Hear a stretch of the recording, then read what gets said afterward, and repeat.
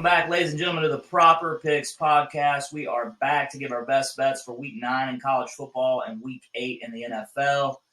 Missed last week on the segment and the show. Was sick all week. Could not escape it. I don't know what the hell I had, but it was not pretty. Had to do a lot of my handicapping from my bed, which was no fun sitting there in the dark.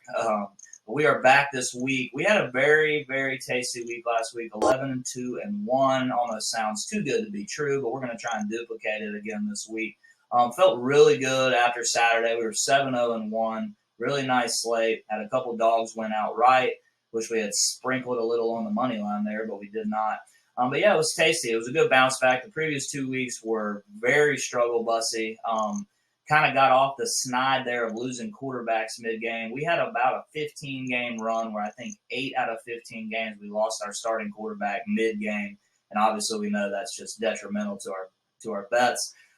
Had a couple teasers and parlays the last couple weeks. Didn't go very well. I said at the beginning of the year I was going to try my best to lay off them. Last week we stayed very true to the script. Had one teaser, felt real good about it. Did not hit. Thank you, Tampa and Tom Brady, for letting us down there. Don't know what the hell's going on in Tampa. But yeah, it was a really, really solid week in college and pro football overall. Really felt like there's some teams that are really coming into form. This is the time of the year where sharp bettors are making their money and the squares are giving it away. Really looking to just capitalize as we've got college basketball on deck and the NBA just starting up. Baseball's coming to a finish. Possibly going to have us a series bet there, leaning towards the Astros. Have not laid it yet. We've obviously got our future bets still pending. 4 or 5 of them still looking very sharp and in play, hoping to cash those at the end of the season. And we'll slide on into our recap from last week. All right, and we slide on into the weekly recap from last week. This was everything we laid. Some was given out on the show. Most of it's going to be just strictly coming off of Twitter. So that's where all the plays are going to be dropped. Obviously, college football was a tasty run on Saturday, 7-0-1 plus 5.5 units. You get done with this and you look at it and you think, man, maybe we should have laid some more units on these games. But, trying to bankroll manage, you never want to get too far ahead of yourself. But yeah, it was a tasty week. The push was Bama -7 in the first quarter. And that was a little dicey. I think Mississippi State really shot themselves in the foot by not kicking field goals. We went over that in the Spotify show, the podcast. I just don't understand some of the field goal choices these teams make, but, that's not really on us to decide. But as we go down the slate, Liberty +7 against BYU. Had a strong feeling that Hugh Freeze would have them ready to go. I just figured it would be a close game that Liberty would probably either win or lose by a field goal or in the waning moments of the ball game. And it was unbelievable. Liberty 41-17 all over BYU. Houston -3, great win there. Cal +7.5. It was a little bit of a sweat. I think we were down 14 with about 9 minutes left. But the good thing about that ball game, it was just very back and forth. And those late night games in the Pac-12 just always seem to be shootouts, and if not like 50-48, they just always seem to be very equally played ball games. I do think Washington was obviously the better team there. Michael Penix, transfer from Indiana, looked pretty solid in his action. So we got the half unit scoop up there. Oklahoma State +6. I like this game a lot. It looked to me early, though, that Texas was actually the better team for most of the way, but I think the momentum just kind of slid Oklahoma State's favor there in the second half, and really in the fourth quarter, Oklahoma State just kind of put the clamps down on Ewers. Way better second half defense than what you saw in the first half, but Oklahoma State gets the outright win there. That's a unit scoop up. We had LSU -1. I don't think many people thought I was, in the right mindset when I laid this bet, and it's kind of what they always talk about, fading the public, I guess. Ole Miss coming in undefeated. LSU 4-2, and somehow LSU is a point favorite. That's kind of always the thing. The general person is just going to see that and go, "Oh, Ole Miss, that's an easy scoop there." And really, the way the game started, it looked like we were in trouble. 17-3, Ole Miss early. The defense didn't literally look like they were going to be able to stop the run. Ole Miss's running game is very strong, but LSU really dialed it in. I thought Jaden Daniels looked really good, maybe his best game of the year. And in the second half, it was all LSU. They win, I think it was 42-21, 42-20. I mean, it was a beatdown. Then obviously we had the Bama push. Bama first half was tasty. They got there with a couple minutes left. I think 5 or 6 minutes left in the second quarter. The Mississippi State offense they just didn't look air raidy like they had all year. Will Rogers obviously got introduced to Bama's defense.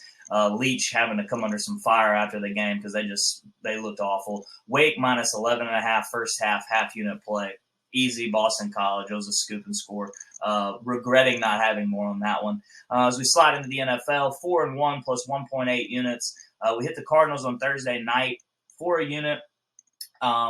Simple bet there was I was just trying to ride out the streak with Andy Dalton, 0-9 in primetime games. Cardinals were 0-8 at home going in. I had a feeling Dalton throws 2 pick sixes in the second quarter and kind of just affirmed what we were thinking that, well, Dalton's not a terrible quarterback. He's not the world's worst quarterback. He just seems to always blow these games. I think we all remember him in Cincinnati. When they would hit the playoffs, he would just fold. Jets team total under 19.5. This was strictly bet on the Broncos defense. Had nothing to do with the Jets offense. And really, Jets came out a lot hotter out the gate than I thought they would. We ended up getting there. Jets scored 16, so it was a little closer than what I thought. I really felt like this was going to be like a 10-7 ball game, but nonetheless, we get there. Seattle Chargers over 50.5. It was a shootout like we thought it would be. Got into the 60s. Titans minus 2.5. They win 19-10. Nice pick up there. We had the 2-game teaser. This one really hurt me. We had the full unit on it. Raiders -1, Bucks -7. Raiders did their thing, did what they were supposed to do, and the Bucks just shocked me to no end. Speechless when you lose to the Carolina Panthers, who are in tank mode the way they are. Something in Tampa's got to click. Brady looks awful. Mike Evans out there dropping wide open bombs. Bowles looks confused. It was a tough one. And then Monday night, we took New England, Chicago under 40. Terrible weather. Neither offense is very good. It was just setting up for me to be the 17-14 type ball game. And I think New England filled that role for us pretty well, but Chicago out of nowhere drops 33 points. Defense played really well, very opportunistic with Zappe and Mac Jones struggling at quarterback. But nonetheless, a solid week, 11-2-1 plus 6.2 units for the week. That will be fine by me every single week if we can get there. Obviously, you want to hit every bet, but that is not necessarily going to happen every single week. As we slide over, we're going to start our college football recap for week 9, or preview for week 9, and let's take a look at that. All right, and before we get into the preview for college football, we'll just take a quick peek at the overall record. All plays currently sit at 537, 615, and 10. That is a plus 52.1 units of profit for us. We're actually getting very close. I think we're in week 51 now for proper picks. So I believe next week will be the 1-year anniversary of when we started this show last year. And handing out our free plays. College football, 29, 24, and 2 plus 8.6 units. I'm content with that. 2 weeks where we were awful really hurt the profit there. We could be up in that plus 20 range, which is obviously where we'd rather be. But overall, pretty solid with the college football, hoping to kind of get on the right track there. College football has been pro football has been a struggle, 11, 18, and 1. Minus 9.1 units there. It has just been a weird year. That we were just talking about the Tampa Bay Bucks, Green Bay Packers. There's some typical suspects that are usually been cash cows for us that haven't really performed the way that we would need them to get the money. As you see, I added in here NBA and college basketball. We have yet to hand out a play in the NBA or college basketball. Has not started yet, but those will be coming. And we've obviously got the 2021 recap still up there. Baseball there at the bottom. 106 and 86. We're considering a series bet here for the World Series, but that would be obviously the end of the season. Moving over to the futures, we've got good shots with a lot of these. Bama plus 190 to win the Natty for 3 units. They're number 6 in the country right now, so 1 loss. They control their own destiny. They went out. They're going to be in the SEC championship. It probably helped that Ole Miss lost to LSU last week to keep that SEC West race tight. Auburn is probably the only bet that does not look good. Plus 140 over 6.5 wins. They would need a miracle. You would have to win this weekend against Arkansas, which I don't see happening. And really, Western Kentucky looks like the only win on the schedule. Looks like the only winnable game, if you will. Kansas City Chiefs plus 900 to win the Super Bowl for a unit. I have considered laying a little more on this. We just have not yet. Chiefs look really good.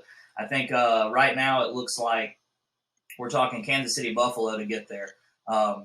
That could probably be the Super Bowl. They look like the two best teams in the NFL, but we've got a good shot with that one. Jags plus 140, under 6 wins. They're 2-4 right now. We got a good shot. I think that one's a little scarier than the Steelers bet. Steelers minus 105 at under 7.5 wins. They are 2-5, and they just, they're going to be in freaking tough battles every week. This week it's Philadelphia, all 10-point favorite for Philly. All signs point to they'll be 2-6. So that bet looks like it's in good shape. And we'll now slide over to the college football preview for this week.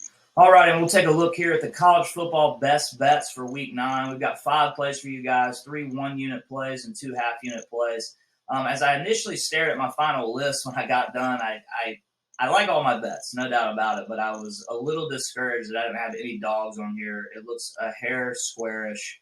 But it's just one of those things where I'm not gonna change my plays to try and fit a mold to look a certain type of way. Genuinely love all these football games. Arkansas minus 3.5 to kick us off. That's going to be at 11 a.m. at Auburn. I think to me this is one of those things where we know at this point what we're going to get out of Arkansas. I think KJ Jefferson's going to have a solid game. I think the question mark here is Auburn, and I'm going to take a more consistent Arkansas squad. I think it will be close. I don't think this is a blowout type game, but I just really can't see a world where Auburn wins this game. I think Arkansas is fighting for bowl positions at this point, and to have a 9-10 win season, 10 wins will be the best they can pull out, but they don't have a monster slate left on their schedule. I believe they still have LSU and a couple decently big ball games, but they've gone through a little bit of their gauntlet already. And they will have Alabama left as well. So, 8-4 is on the table for Arkansas, 9-3. Auburn, on the other hand, is just falling apart. People are hitting the portal. Harson's job is up in jeopardy. They're going to throw out a, basically freshman rookie quarterback again, and Robbie Ashford. I just don't know. After the LSU and Ole Miss games, there's confidence for me in Auburn as an Auburn fan that I think we can hang in this ball game. But I know if I'm betting against Auburn, I'm very confident in what I'm going to get out of them. And I just think it's going to be a 31-24, 28-21 type ball game.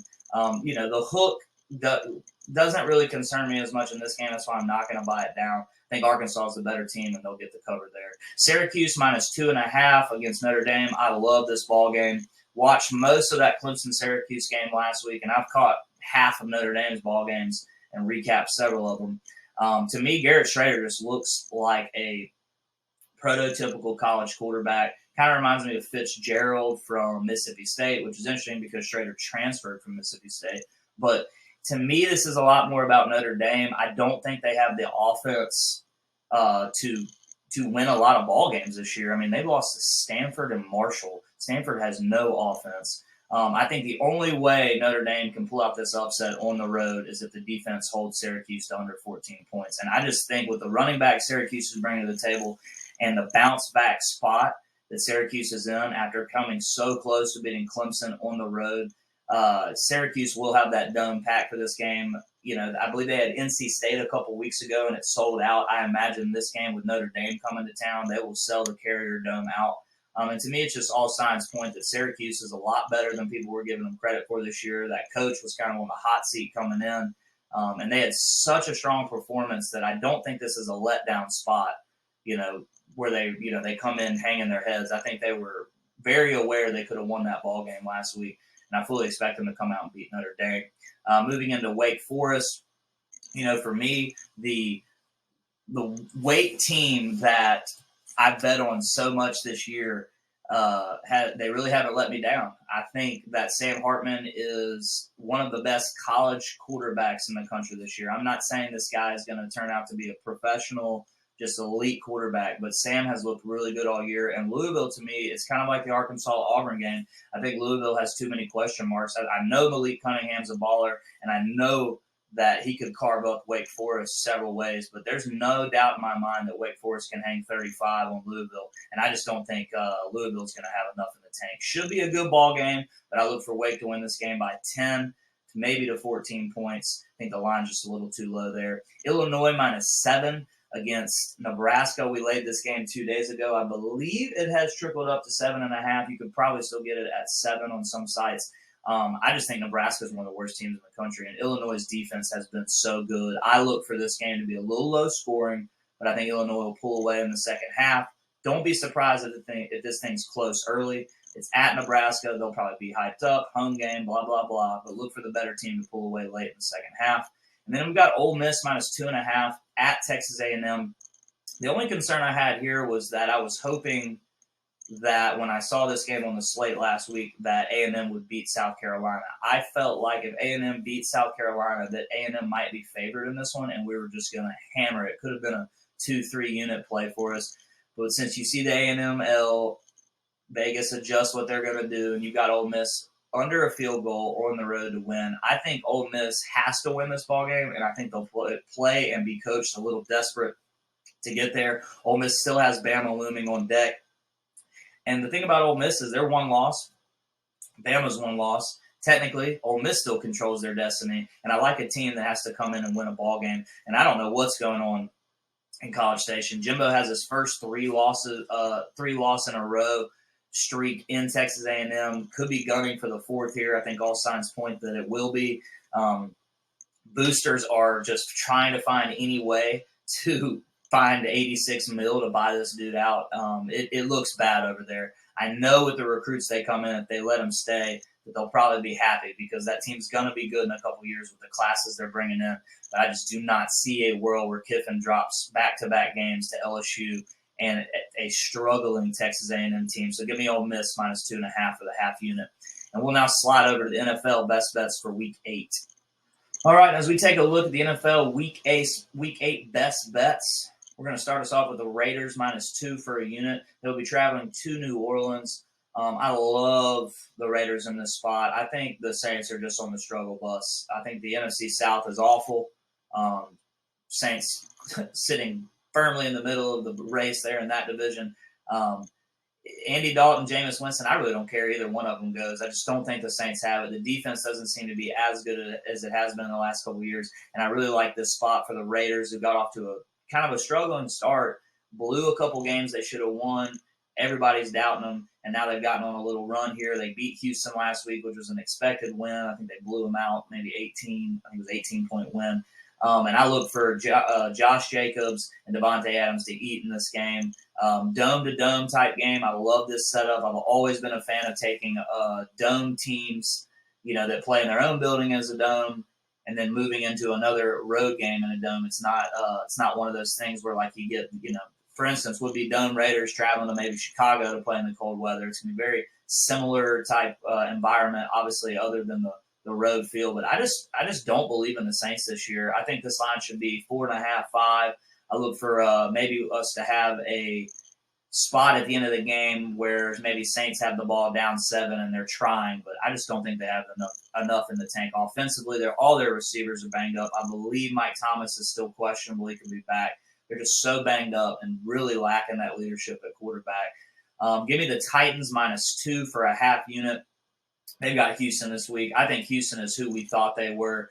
This is a divisional game. They're usually a little closer. This is a road favorite in a divisional game, not my usual take. I usually will take the home dog in a divisional game, but I just don't see it. I think the Titans have a very solid defense and can contain Davis Mills. Dameon Pierce has been running well, but he's going to have a monster game. I mean, monster for them to break out.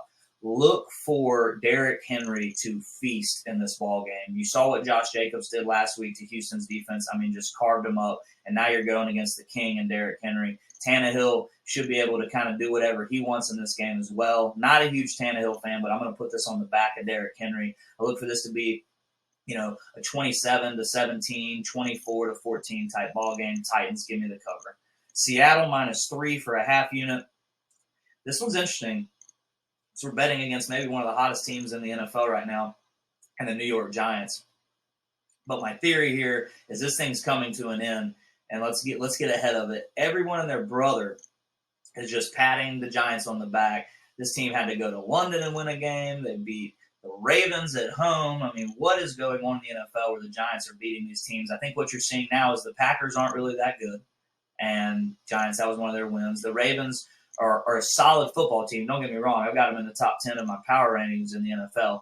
They've obviously got players, but we see them continually giving up leads, and that's what happened in this Giants-Ravens game. So what I see here out of Seattle is a team that's way better offensively than people thought. Kenneth Walker is playing really well.